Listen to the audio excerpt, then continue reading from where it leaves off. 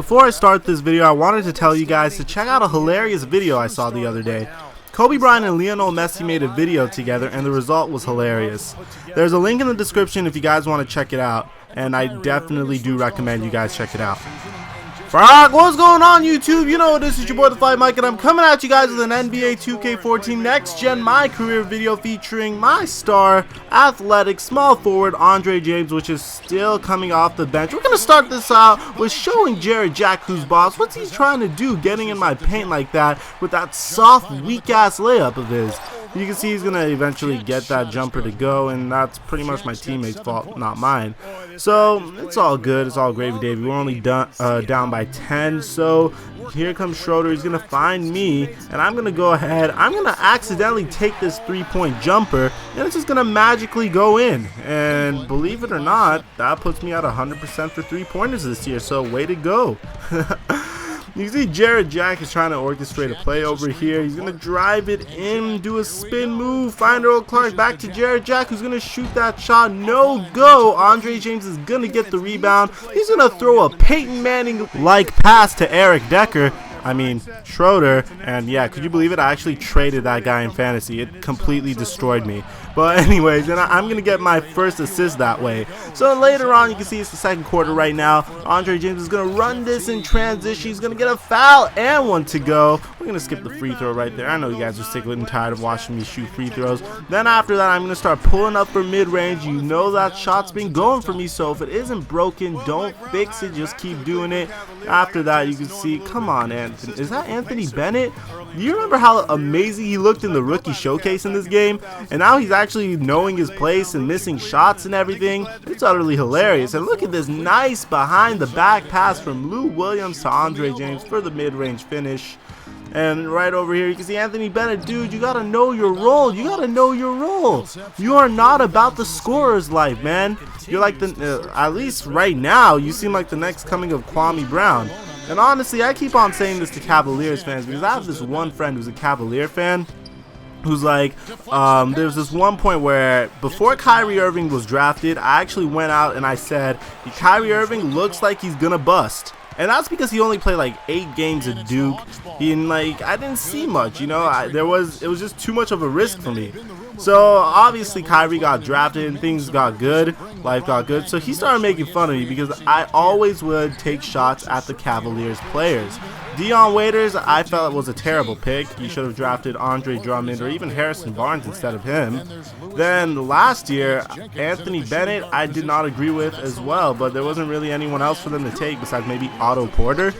So if it was up to me, and those two players, by the way, Dion Waiters is about to get traded and Anthony Bennett's looking like a fail so far. If it was up to me, personally, this team would currently have Kyrie Irving, Harrison Barnes, or Andre Drummond, it doesn't matter which one, and probably Ben McLemore or Victor Oladipo. And imagine that Cavaliers team. You might get LeBron next year. Like, that's how you could lure LeBron to Cleveland if you really wanted it. That's my personal opinion, though. Like, I'm just an NBA fan like everybody else. I really hope Cleveland does well.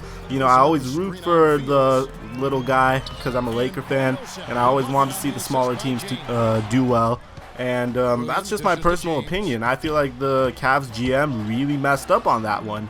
And if you guys, let me know what you guys think personally, because I actually value all of your opinions. I still want the Cavs to do well. I just think they did a poor job building their team. That's my perception of this team. So you can see I'm going to go ahead and get a nasty dunk on. Is that Landry Fields? And we are going to go ahead and win this game. But before you guys think of clicking away from the video, be sure to stay tuned because these next couple clips, these next 6 minutes are going to make this video for you guys. Some really crazy stuff goes down. But for me, I'm signing out. I'm your boy, TheFlightMike. Bark. Thanks for stopping by. As you know, it's important for me to regularly check in with all of our players. So, how you feeling about the team at this point of the season? Everything's great, man. Getting to know the city a little bit. Coach is great. Players are great. It's all good. Fantastic. Now we just got to keep winning games, right? That's right. Yeah. Hey, can I ask you a question, man? Absolutely. Fire away. It's kind of personal, but that's all right. I just feel like lately it's like someone's controlling my life, like pushing buttons, moving a joystick. Kind of like you're in a video game?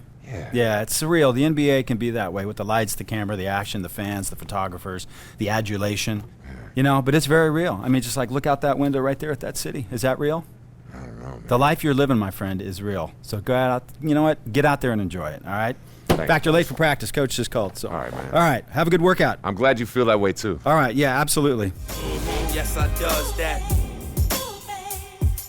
What everybody trying to be now, I was that. Yeah, they could never stop me. That's why I love rap. Been living the life, crazy ice. The swag, the gear, the bread, all the whips is a year ahead. I only fear the feds. Williams passes to James. And the foul on Amari Stoudemire. And you see right there that he quickly jumped into the fray to show that he has his teammates back. Well, don't you think, Steve, that's how you build confidence with guys? Yeah. I mean, you probably did it, Clark. I'm sure you did. You have to have an us-against-them mentality at times, and backing up your teammates is certainly a great way to build that. Yeah, agreed. And, guys, we're going to see a technical foul here, I believe. The officials do not like that. Well, he's getting subbed out of this one, but I'll tell you what. He's walking off the floor with a lot more respect from his teammates. He stepped up and sent a message loud and clear. He'll miss the rest of this one, but it will gain him a lot of credibility and respect in the locker room. And so it's the Hawks taking care of business in this one. Not much to be critical of with this win, Clark. Not at all. I mean, they showed up not just to play, they showed up to give great effort and to win, and they did both. And now down to Doris Burke, who is courtside, standing by with our Jordan Player of the Game. Doris? Well, Al, a very productive offensive night for you. What allowed you to be so effective in getting your scoring opportunities? The guys were just finding me, and so it kind of freed me up a little bit and allowed me to get more shots. And we were flying around the whole game. Well, congratulations on such a solid night offensively, guys.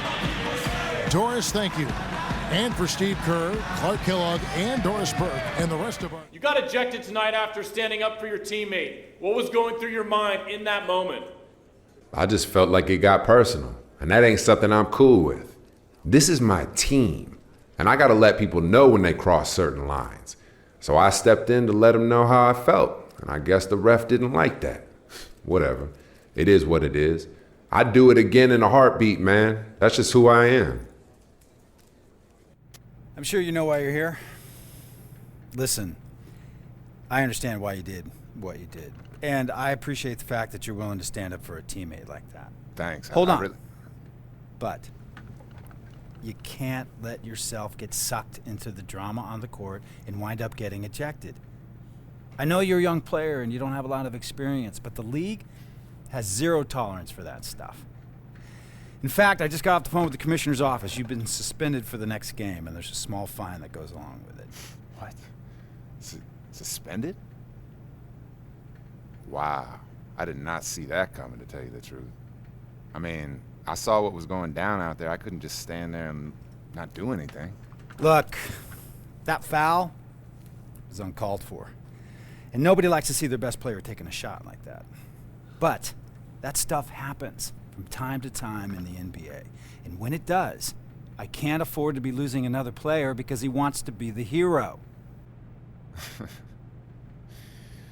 Hold on. So let me get this straight. Our best player takes a cheap shot, and you want me to just stand there like nothing happened? No.